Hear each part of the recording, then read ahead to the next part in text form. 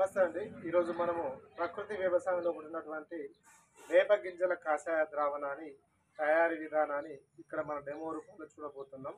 దాన్ని ఏ విధంగా తయారు చేయొచ్చు అనేది ఇక్కడ మీకు ఆల్రెడీ నేను వేప గింజలని తీసుకొని ఈ గిర్ని అంటే ఎండబెట్టి బాగా ఎండబెట్టి గిర్ని చేయడం జరిగింది.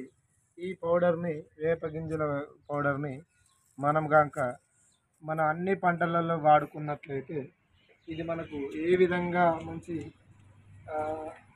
గుడ్లను మెయిన్గా ఉత్పత్తి చేయడానికి అంటే ఉత్పత్తిని అరికట్టడానికి, అదేవిధంగా నులి పురుగులు ప్రతి దాంట్లో కూడా మనం ఈ వేప పిండిని మన పంట పొలాల్లో వాడుకోవడం జరుగుతుంది.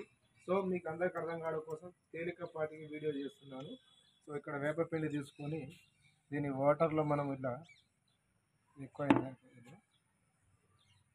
ఇలా మనము దీన్ని వడకట్టినట్లయితే ఇది మనకు ద్రావణం తయారవుతుంది.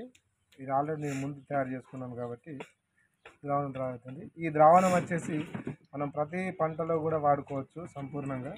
ఇది వాడడం వల్ల నులి పురుగులు గుడ్లను ముందుగానే అరికట్టవచ్చు.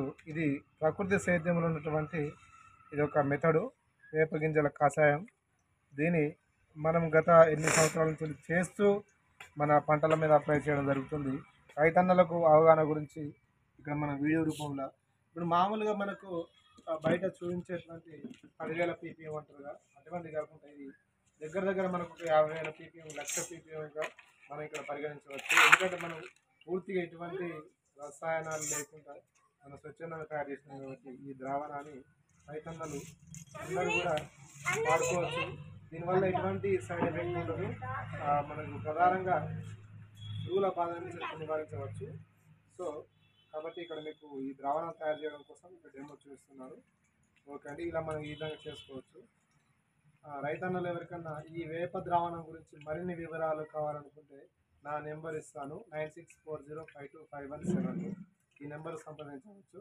ఓకే రైతన్నలకు థ్యాంక్ యూ. జై హింద్.